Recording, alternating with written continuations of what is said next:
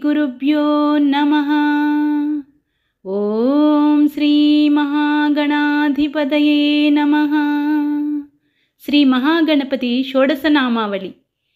ॐ सुमुखाय नमः।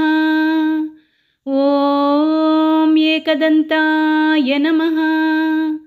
ॐ कपिलाय नमः।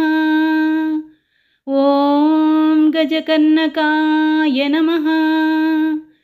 ॐ लम्बोदराय नमः।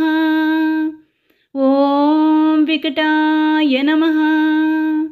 ॐ विघ्नराजाय नमः। ॐ गणाधिपाय नमः। ॐ धूम्रकेतवे नमः। ॐ गणाध्यक्षाय नमः। ॐ फालचन्द्राय नमः। ॐ गजाननाय नमः। ॐ वक्रतुण्डाय नमः। ॐ शूर्पकर्णाय नमः। ॐ हेरम्बाय नमः। ॐ स्कन्दपूर्वजाय नमः।